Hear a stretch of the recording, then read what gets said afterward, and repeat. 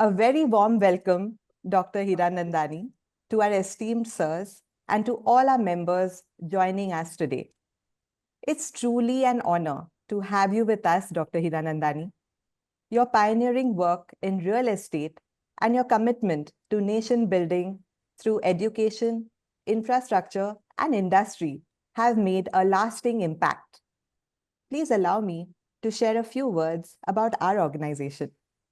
Millennium Mams is a trailblazing nonprofit that has been empowering women through financial literacy since 1993.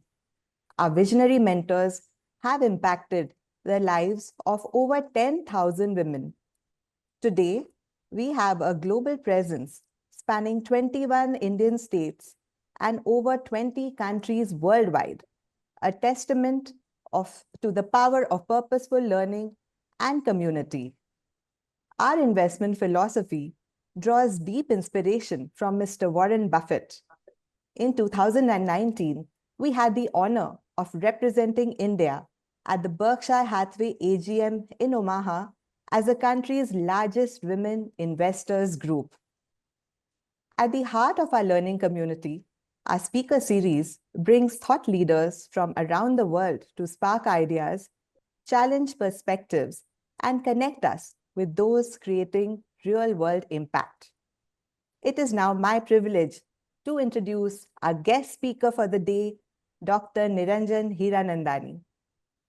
Dr. Hiranandani is the chairman of the Hiranandani Group of companies and also leads Hiranandani communities. With a Bachelor of Commerce honors degree, where he stood second in Mumbai University, he went on to complete his chartered accountancy and earned a doctorate in philosophy for his work on housing revolution in India, challenges and prospects. Often called the builder extraordinaire, Dr. Hiranandani is credited with transforming Mumbai's skyline through landmark projects like Hiranandani Gardens Powai. His group pioneered the concept of mixed-use, integrated townships and vibrant community living, a model that continues to inspire urban developments across India.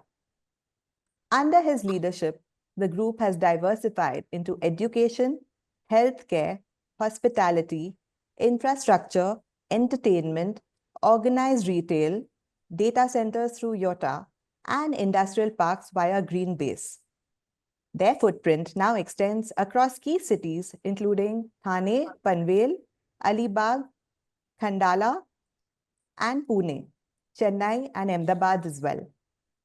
Dr. Hiranandani's remarkable business acumen and dedication. You have to throw it. Can you hear me? Yes. Yeah. Dr. Hiranandani's remarkable business acumen and dedication to excellence have led to leadership roles in several national industry bodies. He currently serves as chairman of NAREDCO under the Ministry of Housing and Urban Affairs, is a past president of ASSOCHAM, and a member of the RERA Conciliation Cell. He also holds a leadership role in the field of education as president of the Hyderabad Sindh National Collegiate Board, overseeing 14 colleges and 6 schools.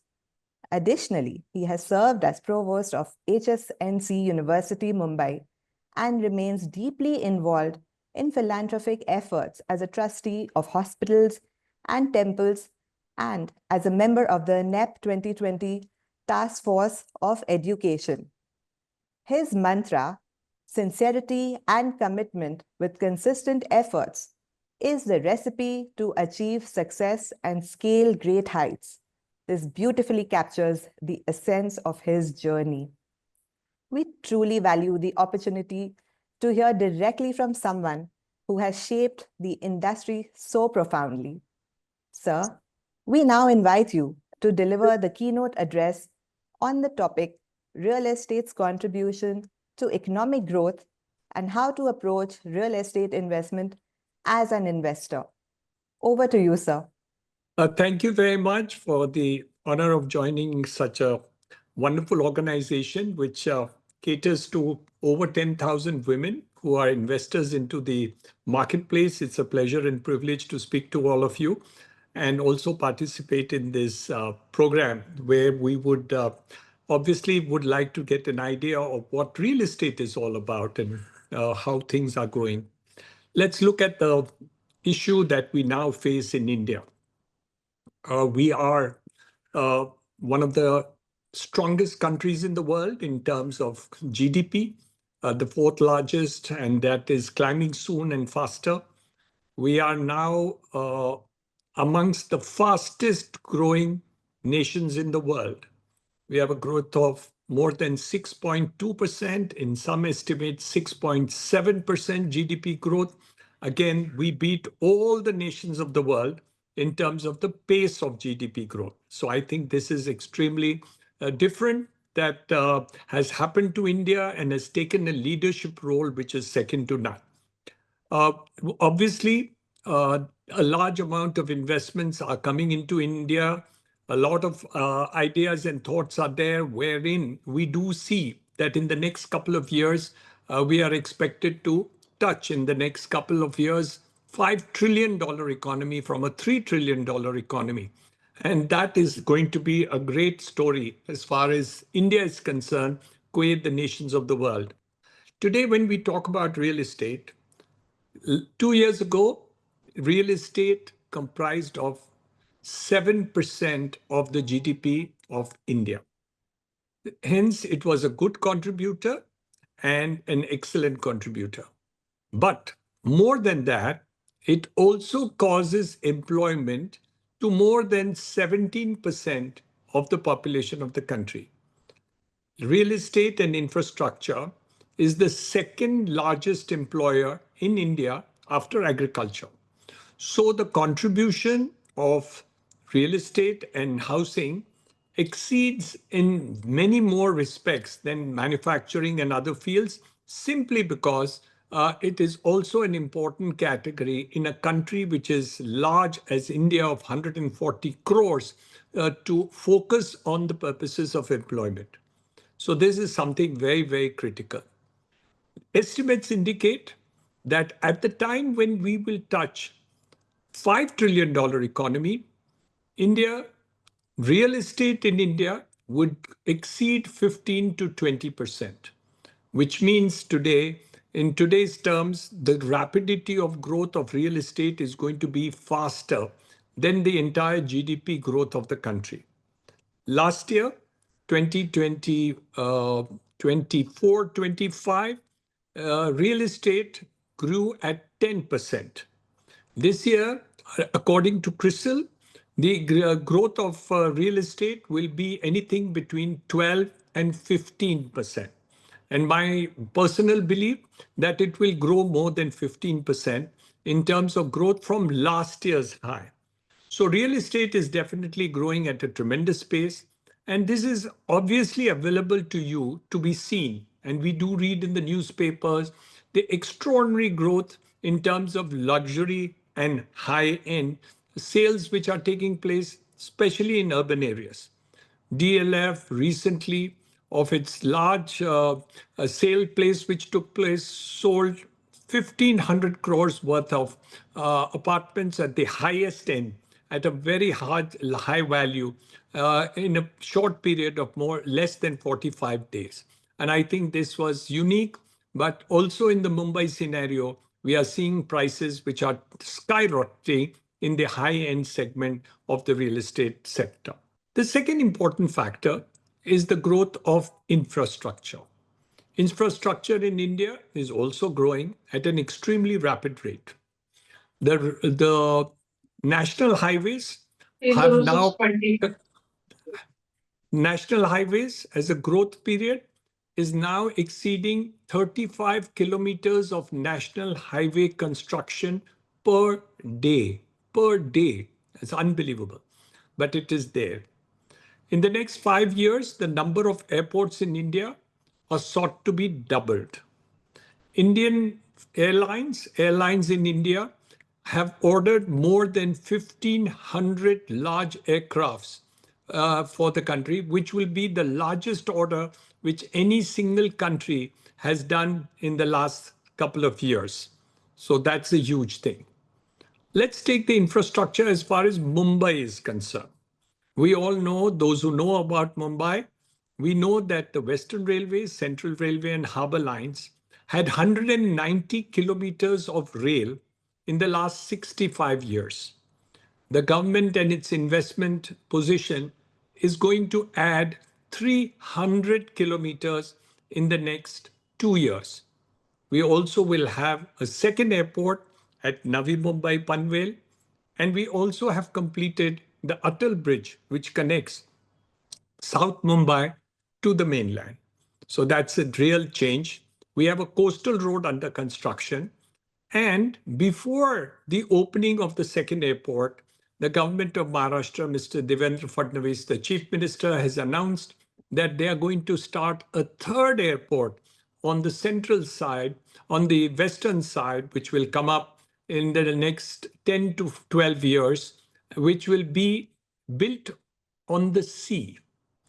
So that is the rapidity of investments in urban infrastructure only in the Mumbai region, and it is in the range of about 3 lakh crores. Just to give you a perspective, in the last 65 years, the central and state governments have invested less than 30,000 crores as infrastructure in the Mumbai region. And now in these 5 years, we have investment of 3 lakh crores. And this does not include the bullet train coming from Ahmedabad and does not include the Nagpur-Mumbai high-speed corridor. So these are all additional, the Delhi-Mumbai industrial corridor also. So we do see that because of infrastructure development, real estate growth is also happening exponentially. And I do believe that in the Mumbai region, the growth will be more than 15% and may cross between 15 and 17%. Mumbai's redevelopment is also unique, and a large number of redevelopment projects have started in the city and are continuing to grow. In the meantime, you are aware that more than 50% of Mumbai's population lives in Jhopatpattis, slums. There is a huge project which is taken up by Adani's of the Dharavi redevelopment. And in the other developments and redevelopments of slums will also take place in Mumbai. So we are going to see a large amount of paradigm taking place as far as real estate is concerned in all metropolitan regions, primarily Delhi, Mumbai, Bangalore, Hyderabad, and the second tier cities also, a large number of development is taking place. So all in all, we do see things are growing extremely rapidly. So this is really on the residential side that I spoke to. On the commercial side also, there is a huge amount of investment taking place. GCC corridors are opening, commercial offices are opening, co-working spaces are opening. So in the commercial area, large amount of investment is taking place. So you do see investments done by many corporates, many companies, many real estate companies from all over India. All the important centers are also having IT corridors which are taking place. There are data centers being built. And also, after GST has been introduced, the warehousing is also taking a paradigm where A-quality warehousing is taking place. And you do see many of the large new automated warehouses also coming up into the thing. Prime Minister has also insisted that they will work on various manufacturing details, whether it is automobiles, whether it's going to be mobile phones, whether it is going to be chips, whether it is going to be defense equipment. All these factors and engineering components are sought to be increased. Textiles and other areas also for manufacturing will take place. All this insists on construction and real estate growing exponentially. So it is our belief that the growth and business of real estate companies, of real estate investments, and opportunities that take place are going to grow in the next at least 5 years at a time and there.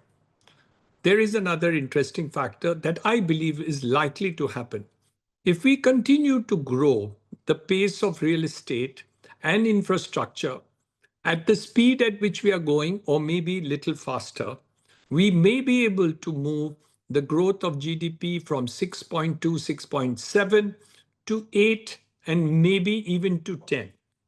History has shown that the double-digit GDP growth in China took place during the time when focus on China was on infrastructure, was on housing, and also, of course, manufacturing. But the first two were the cause of the double-digit GDP growth, which took place for a short period in China, and China could move to the next level. So I think the Prime Minister's idea of Atmanirbhar Bharat, especially in view of the talks taking place by President Trump, I think more and more reliance has to be made for our internal consumption and demand patterns which are taking place. And the consequence of that is that real estate growth will also take place. One other aspect is also focused upon, which is hospitality. We are going to see a huge growth of hospitality, hotels, travel tourism, religious tourism take place in the next couple of years. Post-COVID, there has been a burst of activity which is taking place in the destination of tourism, on beaches, on hill stations, Kashmir to Kanyakumari, east to west. All the places have been actually fully booked, and the growth of hospitality is also humongous. So a large number of hotel rooms and infrastructure correlated to tourism is also taking place. And this is also going to add to the growth of hospitality and construction and real estate also. So a combination of all these factors put together see that investments into real estate in the next couple of years is going to see a huge growth, both in terms of volumes, in terms of prices, in terms of opportunities that are going to be correlated with them. And consequent to that, you are also going to see development of retail areas and those areas which are supportive, like hospitals, schools, colleges, and other institutional growth will also take place as people are getting much more money now. The growth of people who are in poverty levels have moved beyond it and out of it. People in the middle income are getting much more prosperous in terms of returns. And of course, the rich are willing to today spend a huge amount of money in buying real estate, and that is what is there. We do see a lot of interest of people investing through the IPOs, through the stock market rates in terms of existing projects, also buying of properties, buying residential properties for the purposes of rentals, buying residential properties for their own use or for their future appreciation that is taking place. A combination of all these is definitely working in favor of the real estate market and for India in particular. So I could go on and on. It's very interesting to talk to you and give you an indication of what real estate is all about. It's part of my life. I've been on it for more than 45 years in this trade and continue to be into it. I'm also into the correlated business. Thank you for giving me such a great introduction. Thank you for that. And happy to interact with you and be able to answer your questions of what you would like me to really answer, because different people have different interests in the real estate sector and the opportunities are tremendous. So I'm really looking forward to the interaction in terms of question answers amongst the audience which is there today. Thank you so much, Dr. Hiranandani. You've painted a compelling picture of India's real estate and infrastructure landscape, right from the exponential growth in housing and commercial segments to the transformative impact of projects like the third sea-based airport in Mumbai.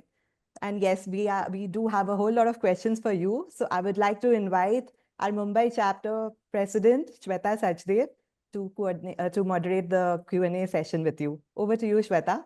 Yeah, thank you. Good afternoon, Dr. Hiranandani. Without much ado, I'll straight away dive into my question. Hiranandani Gardens, I think it's one of the most successful projects in the country. I think everybody in India knows about it.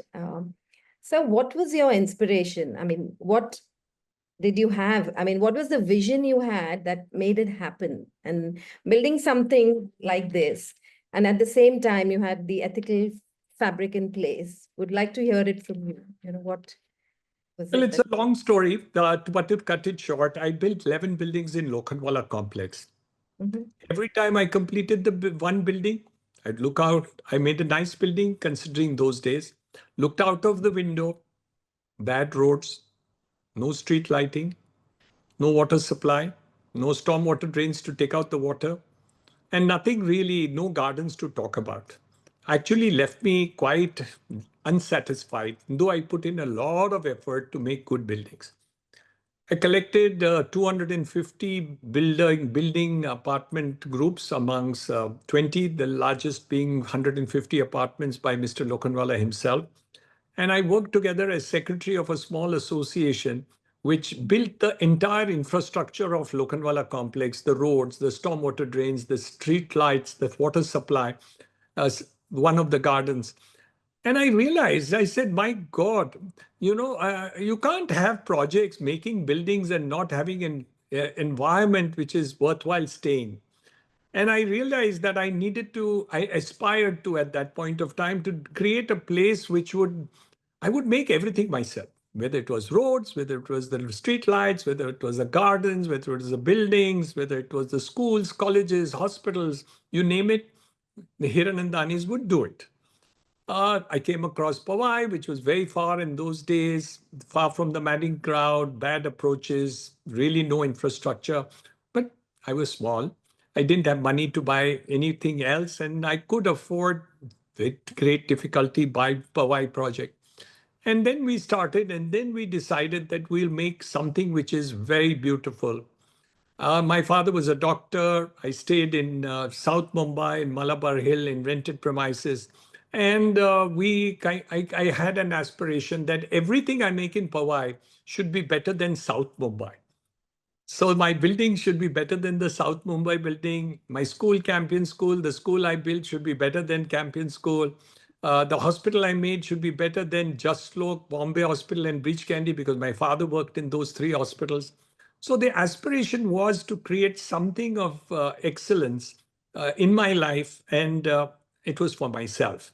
But it was for everyone who came to stay over here. They would feel happy that they were at least if far away from the South Mumbai, but in a place which was very beautiful, and they would be happy to live over here. So the dream came true. Amazing. And we're talking about sustainability now, sir, but you thought about sustainability back in the 80s, right? I mean, that's really commendable. What made you think about that, you know, to build a sustainable living? Well, the quality of life can only be enhanced when you create a beautiful place, but it also has to be sustainable. We built the largest sewage recycling plant in Mumbai, 4 million liters per day, recycled water. We had only 20 trees in 250 acres. We have now 4 lakh trees. We have 25% of the land is gardens. That's why it's called Hiranandani Gardens. And so on and so forth. Street light, street all having trees. And of course, a beautiful architecture, which was different from what was existing in the city. And many people have copied my ideas into replicates of what we have done. But yes, and pavements which are free of encroachment, and we looked after it from then till today. We still look after the pavements. Can you imagine? I live in Bandra, and we don't have any pavements here. Yes.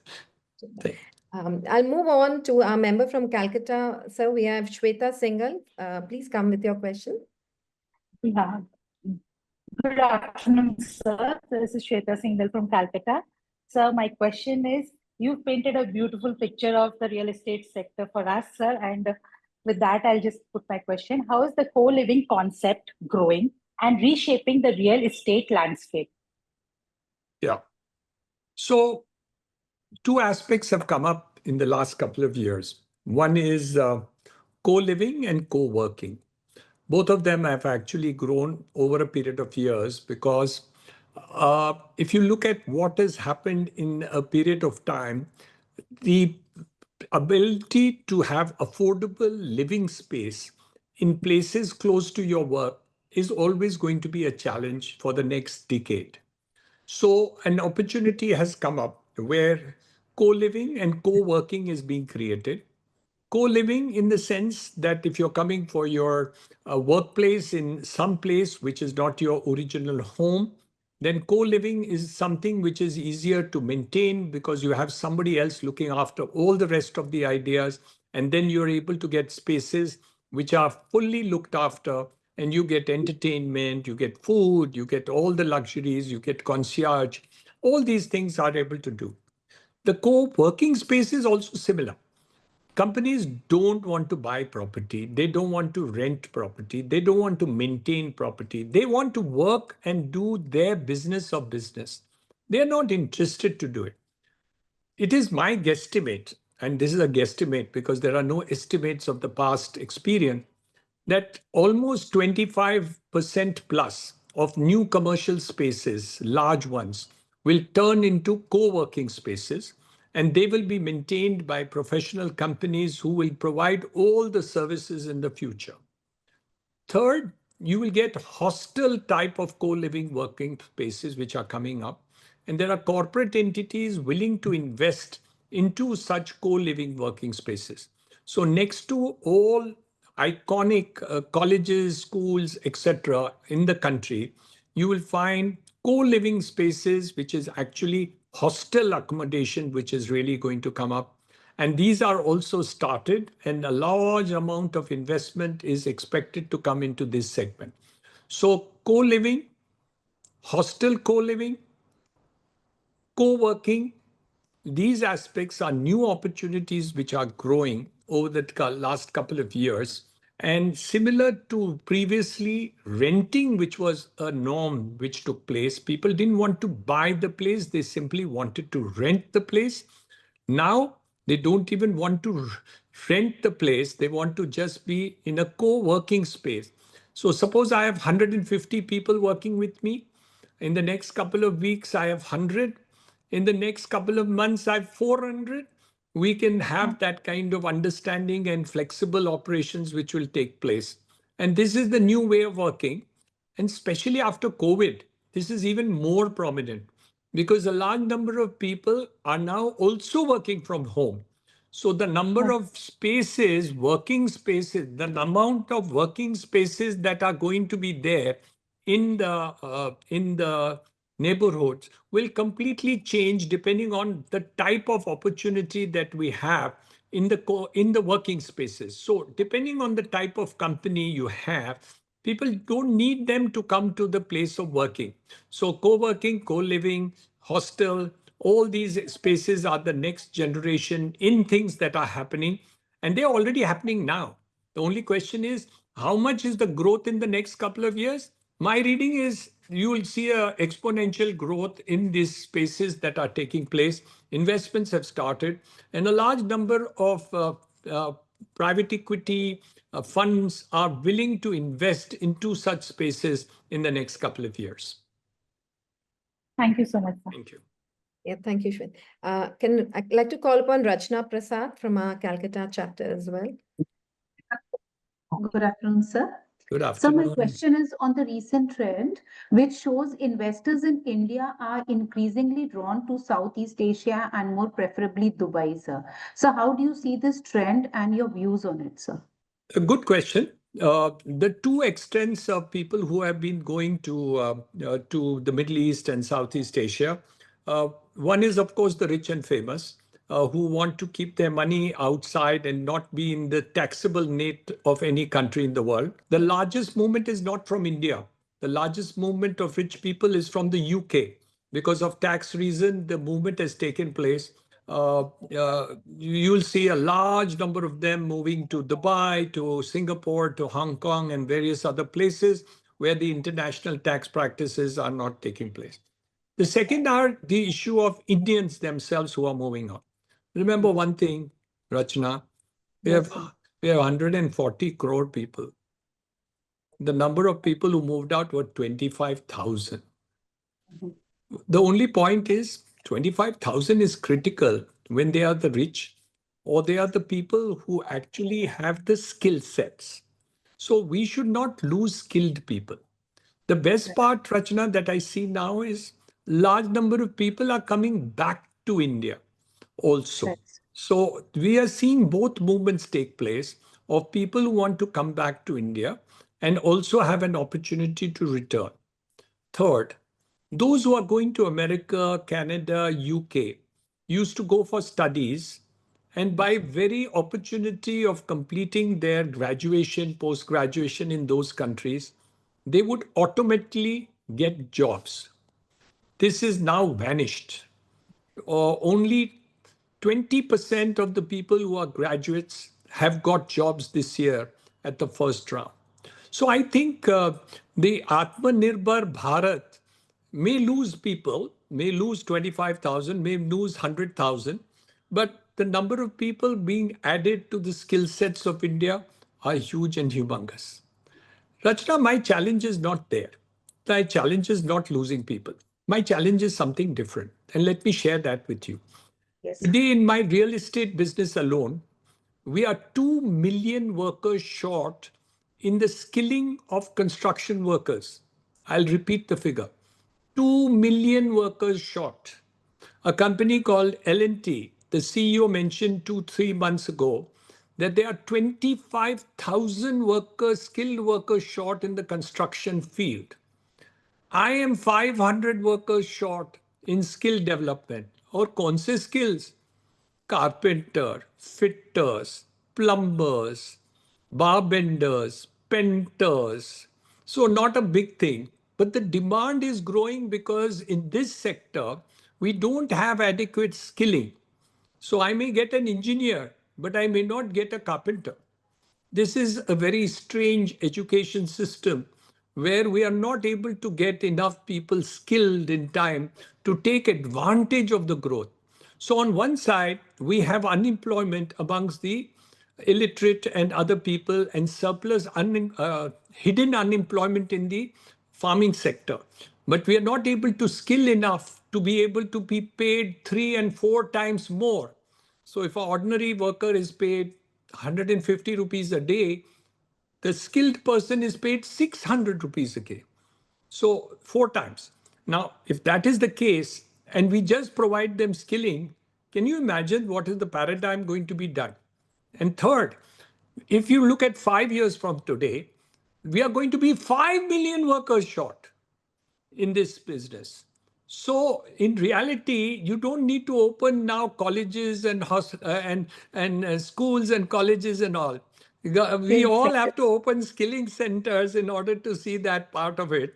And in 6 to 12 months, we can churn out thousands and thousands and thousands of skilled workers that we really need to do to make the country into a more prosperous and bring lots of people out of poverty. Simple solutions for Atmanirbhar Bharat than the complicated ones that we sometimes talk about in terms of it. But the answer is yes. The opportunities in terms of mobility is huge. Your question is there. And that is going to continue to take place, partly because the quality of life of the ordinary people in America is very high.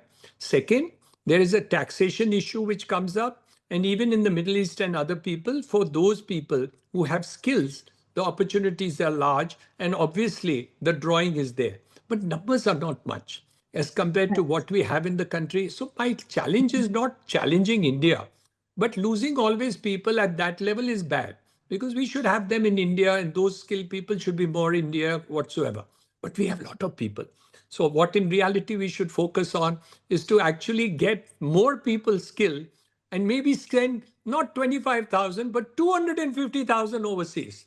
So, but then we should have enough for our country, one, and then send most of them surplus. You know, for instance, in my hospital, there's huge turnover because all my nurses go abroad. Things like that. I mean, you know, things which people don't even talk about is a challenge in this country. So we are losing people that way also. Very true. Absolutely. Thank you so much, sir. Yeah. Thank you. I'd love to call upon Arpita Maini from our Mumbai chapter. Good afternoon, sir. Good afternoon. Sir, my question is on REITs. Sir, India's REIT space is largely focused on commercial real estate. And what would it take for the residential REITs to become viable? And what sort of challenges do you see in it? REIT is a relatively new concept in India as compared to do it, and there are only 3 or 4 listed ones there just now. So we are still babies in the field. It's still going to be a long time before the maturity of REITs are going to take place, and comparative to the entire market, the market of REIT presently is very, very, very small. What we are hoping to take place is that a larger and larger portion of the commercial real estate does get into REITs. And once more takes place, then the market and mobility of the market will become larger. When the large market becomes larger and things keep on moving to the entire thing, there is no problem. It's a very good instrument because 90% of the funds, incomes of these instrument is required to be compulsorily distributed.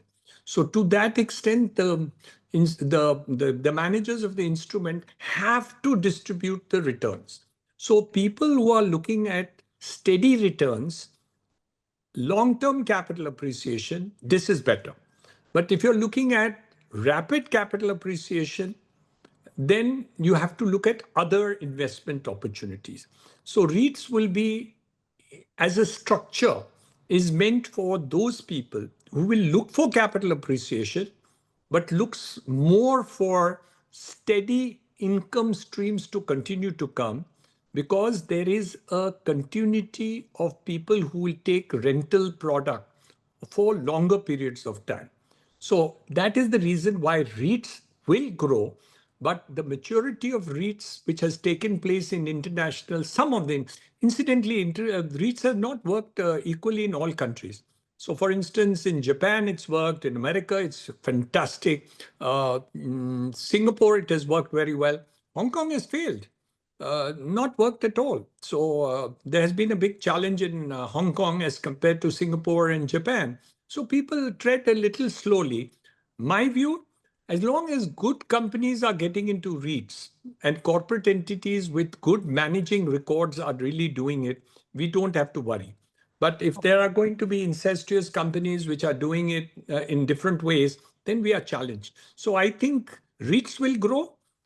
It's a good instrument, it's a clever instrument and beneficial instrument for those who want continuing income stream rather than capital appreciation only. But they are giving capital appreciation. I'm not saying there's no capital appreciation, but the structure is made in such a way to give returns rather than only capital.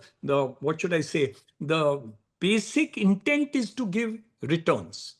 While normally in a stock market, you look at capital appreciation also as a major point. While you may not look at the ROI as being the main thing, capital appreciation seems to be the bigger focus when you buy equity, scrips or mutual fund. While in the case of REITs, the focus is more on that. Number 2, just to point out, not on REITs, but you get InvITs, which is also similar, which are all the highways and other things. The government of India, the national highways are all going to go into that. And a large number of corporate companies which have invested will also do InvITs. So you will get, because we are doing 35 kilometers of national highway per day, there will be more investments in InvITs over a period of years than REITs. REITs will grow, but it will grow more slowly. InvITs will grow bigger, faster, quicker. Returns, I don't know. Comparatively, I have not studied the comparison between the two, but the InvITs is much bigger quantum of money will be going into the InvIT group as compared to the REIT group. Thank you, sir. You've explained it really well. Thank you. Thank you. Rohini Jain from Pune. Good afternoon, sir. It's an honor to have you today. Sir, my question is, given India's shift towards a formal economy, what structural changes do you see in land acquisition or tenancy laws which are critical to unlock this $5 trillion GDP growth? We're all struggling with it, my dear. The government is struggling, private developers are struggling, families are fighting. The largest number of litigations in India in all states is about property, property, property, property, property. The largest number of murders in UP is because of property. So just to give you an idea how important what you're asking is going to be for the country. The government of India, the Prime Minister has also made a mention of it at some point of time, a couple of years ago. We are now putting up IT into data records all over the country. So all records in India in the next couple of years, I don't know what the time limit is going to be digitized. So all the issues of good title have to be there. After that is done, you will be able to rely on that for title.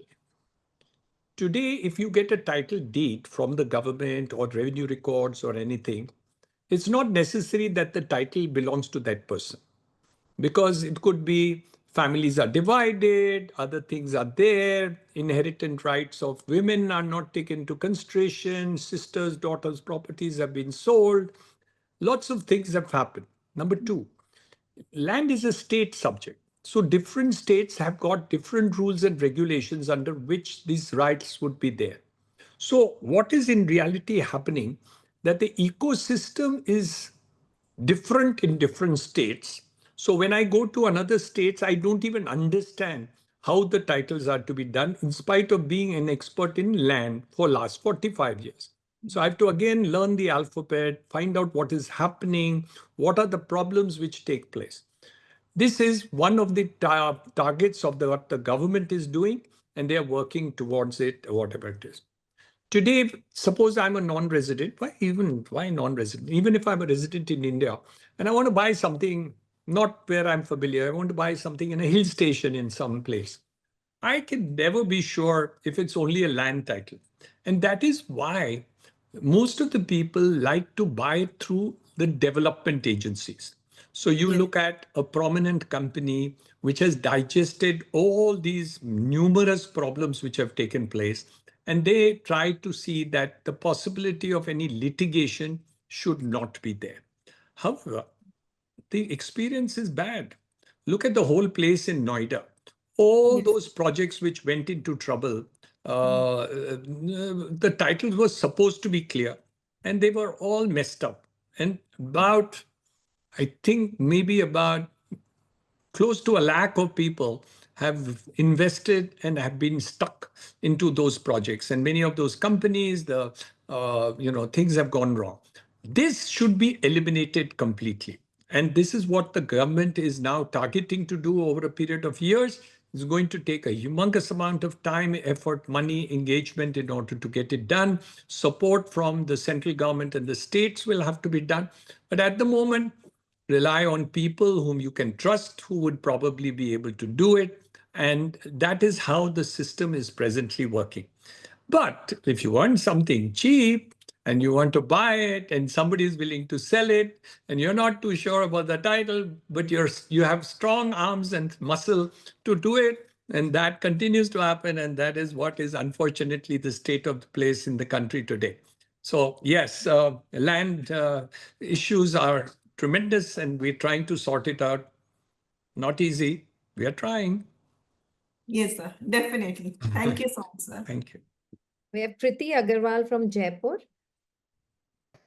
Sir, good afternoon. Good afternoon. Sir, I wanted to ask about the global capability centers, the advent of it, how there are more than 1,500 of them already in India. And what do you see the future of it with them exhausting a lot of cities already?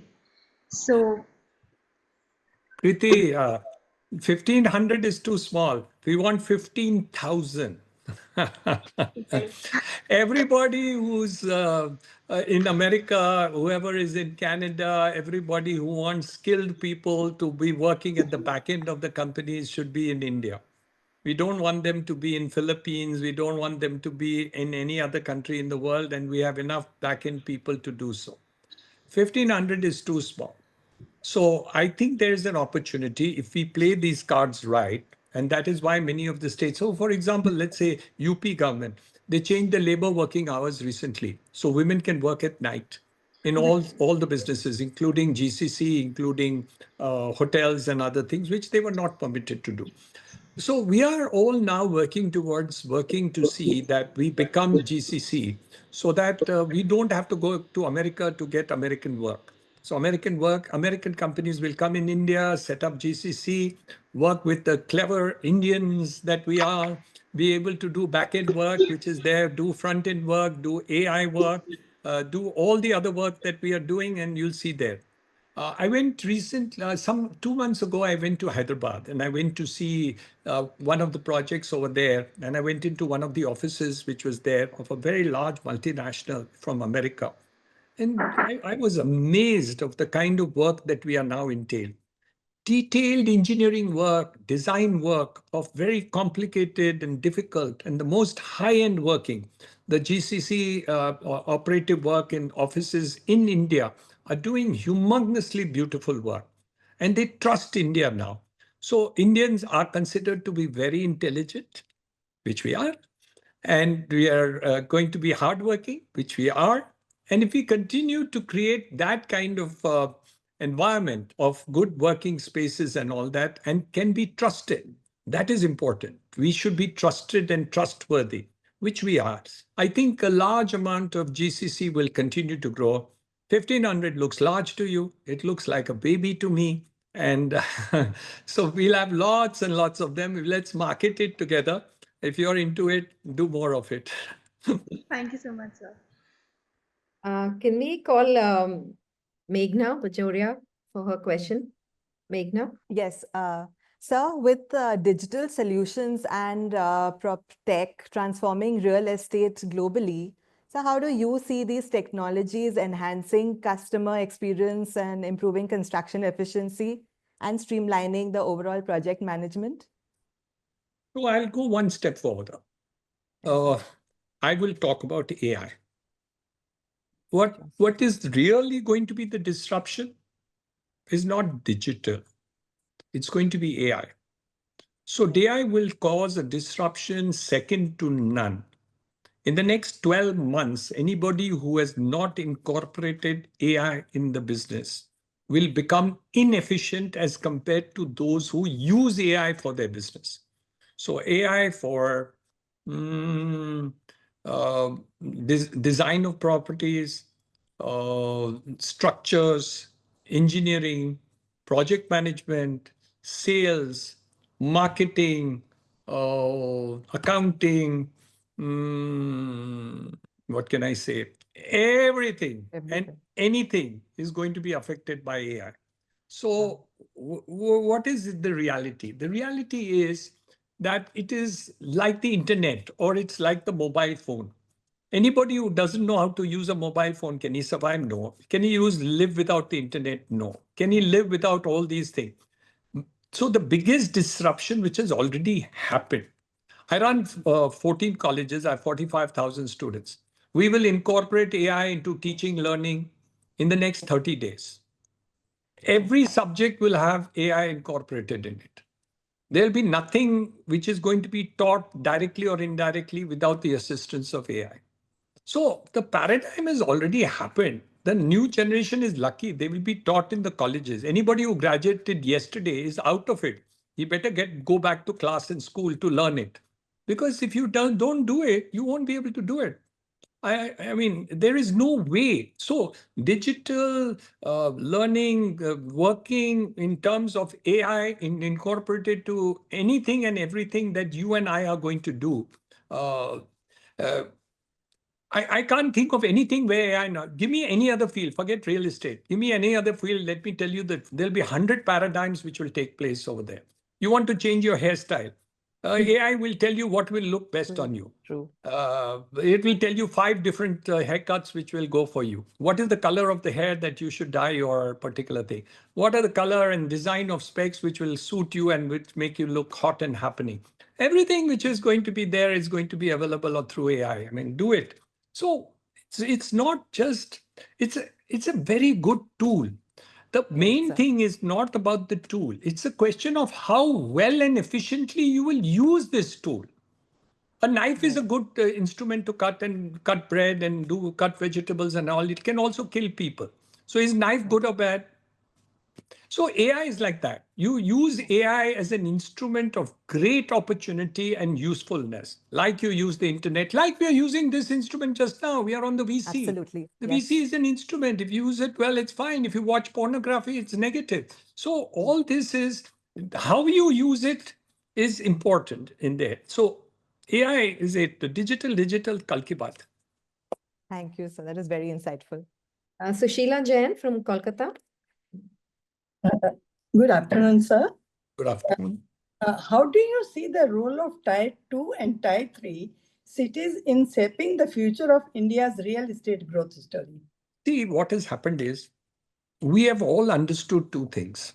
Number one, the growth of GDP is fastest where you get infrastructure. Yes. If you can get good infrastructure in Tier 2 and Tier 3 cities, growth of Tier 2 and Tier 3 cities are going to be equally fast as Tier 1 cities. Today, you take a city where you have brought, Pune is considered Tier 2. Yes. But look at the focus on the way we have done the entire IT, the back end, the commercial, the front end, the manufacturing, the industrial, the connectivity, and all that. So Tier 2, Tier 3 will all succeed. Look at Tier 3. I've gone to temple towns. They've revamped the entire temple infrastructure, the city, whatnot and whatnot. Where you used to get 2,000 visitors, we now get 2 lakh visitors. Yes. So it's completely changed.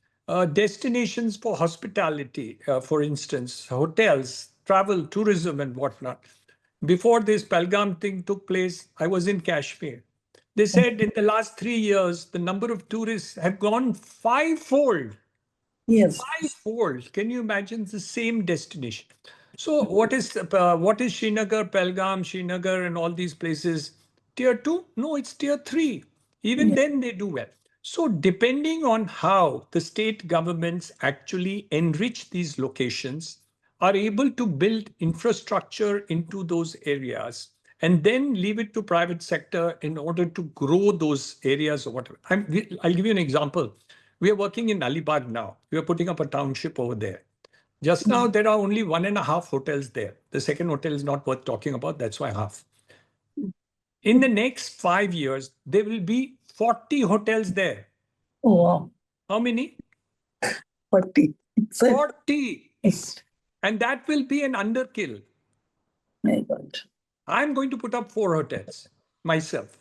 So I'm just giving you an example of what you can do in Tier 2, Tier 3 cities depends on how aggressive infrastructure is developed, connectivity is developed, what you do, you can do manufacturing, there's so many opportunities there. But you can't just say, I will provide homes and houses and all that, and that will succeed. Those days are gone. Yes. You have to have something there which makes sense for people to live, because people now are aspirational. उनको वैसे नहीं चलेगा कि हम कोई far away place में रहना है. Even elderly people don't want to go to such solitary places where nothing is happening. They want also hospitals, they want schools, they want to see their bachas, they want connectivity to be done, they will be able to travel. So answer is Tier 2, Tier 3 will grow. India will grow. Hence, Tier 2, Tier 3 will grow. But those Tier 2 and Tier 3 will grow where people treat the infrastructure and create destinations which are going to be second to none. Then you will be able to get growth which is much faster. Take place like Surat. उन्होंने diamond industry का पूरा कर दिया. Yes, exactly. What a fantastic place it has become. And one of the cleanest cities in India. Yes, sir. Things like that. So small and big is not there. What is really, it has to be, let's take Dubai, such a small place. Yes. Abu Dhabi is only 50,000 times richer than Dubai. Yes. How much? 50,000. 50,000 times, not percent, times richer. Even then, Dubai is great. Why? Because you provide a destination, you create an ambience, you create infrastructure, you create the connectivity, you create all the opportunities. And that is why it will grow. So it's not the size, it's not the money also. It's the dimag, it's the destination, it's the creativity that you really need to do. Infrastructure is the must. Very true. Thank you. Thank you. Thank you. I Thank think you. there are many questions, but considering the time we have, I'd like to call upon our member, one second, Dr. Akanksha Sehgal for the last question. She has a question for you, so. Dr. Akanksha, yeah. Hi, good afternoon, sir. What a wonderful opportunity to be able to interact with you today. Thank you Thank so you. much to Millennium Mams to, keep organizing these enriching events. Thank you. A lot of women in this forum are entrepreneurs. So my question for you is, what do you think? What are the qualities that young entrepreneurs, especially women, and I'm asking this because I'm an academic, and since you are in the academic area as well, I wanted to understand what are the qualities that you feel young people at the college level, the university level, who are grooming themselves to become entrepreneurs, or older people also. What are the qualities that entrepreneurs need in the real estate space? It's a uh, it's a difficult question in the sense that I think entrepreneurship is something which has two aspects. One where you are able to have the kind of belief that you can succeed. You have to first believe in yourself. It's only then can you take a route of entrepreneurship. Nobody has all the qualities of an entrepreneur before he or she becomes an entrepreneur. You have to, first of all, dream. You have to believe. You have to then study the line of businesses, opportunities which can come up. And whether it's in the field of education that you are, or it's in any other field whatsoever, opportunities continue to come if you and some of them come just because of opportunities there to do. One of the persons who put up this Ola or Uber was in Paris and couldn't get a taxi to go reach a particular place for 45 minutes. So he thought of, must create a system, and this internet is now available. So why not communicate to all the cars and whatever it is, and set up this idea, joined hands with a person who was having technical knowledge to further purpose to work over there, started with it, has become one of the richest companies in the world with zero investment in taxis. So it's not only about capital. Nowadays, what happens is capital is available, ideas are required to be done, and a study for the purposes of opportunities to be there. The second part of it, of those people who have become from small entrepreneurs to big, is the technology which is now available to leapfrog into entrepreneurship. So one is about entrepreneurship and the other is all. But entrepreneurs can be different types. I know a lady who was very fond of cooking, is in Dubai. Her husband died and has set cooking as something which she has used for the purposes of entrepreneurship. And she is in such great demand for making cakes, just cakes. And the kind of entrepreneurship that she has set up is second to none. I mean, she has to stop taking orders. So on important days, you have to actually book the orders well in advance because she doesn't have the scope to do it. And she's got 4 kitchens or 3 kitchens now in order to which only bakes cakes for her. So entrepreneurship is an ability to see an opportunity or dream of something where there is a gap into what is to be done, and then to be able to develop those skill sets and learning which is really to be done. It only requires an aspiration for a person to do it. And entrepreneurship is not necessarily creating Apple or Microsoft or something like that. Entrepreneurship can be small entrepreneurships which are second to none. I know women who do design work, and they're working for companies now. They're working from home, and they have children at home. I'll tell you, I run a skill development center for the poorest of poor. We skill about 500 poorest women for hair cutting and hair doing. They live in jhopatpattis. They look after 2 babies, cook at home, and also do hair doing. They earn more than their husbands, and they're living in jhopatpattis. They are entrepreneurs, and we make them into entrepreneurs in our skill development centers that we do.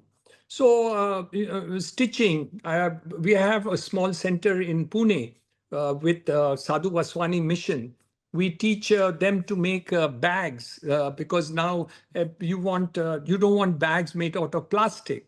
So they make bags and they do design on it and then they sell it. These girls used to earn 2,000, 3,000 rupees a month in these little peripheral areas of Pune.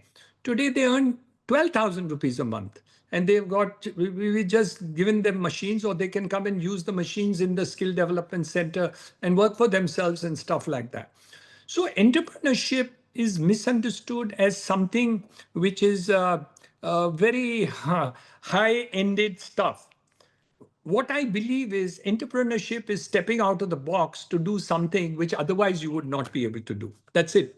And as a teacher, there are people who are entrepreneurs who keep on teaching home teaching and home tuitions and stuff like that. And educations and educators do that also. And so entrepreneurship is different in terms of what the newspapers show. But it is my belief that there are millions of small entrepreneurs in this country, including women, and we must give them the opportunity to grow and skill to do that. We do a little bit of that in our not-for-profit enterprise that we run. And we're very, very happy about all this thing which is happening with women. And you'll be amazed to know the women can be much more silent, quiet, and great entrepreneurs. They do very good. Thank you so much. Thank So you. before I call upon my colleague Shruti Garodia for a VOT, I have a rapid fire round for you, sir. Really quick one. My first question is, one habit that contributes to your success. Regularity. Okay, that's what drives your passion for sustainability? Living in this beautiful world, wanting to keep it beautiful. A favorite quote that motivates you? Age is not a barrier. A favorite book that inspires you? Many books. Simple books like 7 New Wonders that you can learn and stuff like that. I mean, so many books. Okay. And my last one is one thing you will not compromise on in your business. Quality of my work. Thank you so much. Thank I'd like you. to call upon Shruti for a quick vote of thanks. Shruti Garodia from our Mumbai chapter, sir. Good afternoon. Such a compelling and insightful session. On behalf of Millennium Mams, a heartfelt thank you, Dr. Niranjan Hiranandani, a true titan of the Indian real estate. From boardrooms to train stations, your journey shows that true leadership is about staying close to the ground that you're transforming. The depth of your insights, grounded in data and delivered with clarity, made this session exceptionally engaging and informative. We are deeply grateful for your time and generosity in sharing them with us. I would also like to thank my sincere thanks to Dhanuka sir and Sanjay Bhuvania sir for guiding us through the financial lens with such clarity. Dhanuka sir, your encouragement to women to read, explore, and take ownership of their financial futures is transformative. And finally, to all the MM members, a growing community of curious minds, thank you for your energy, thoughtful questions, and active engagement. Thank you. Thank you very much, Shruti. Thank you, one and all. It's nice talking to all of you, and all the best.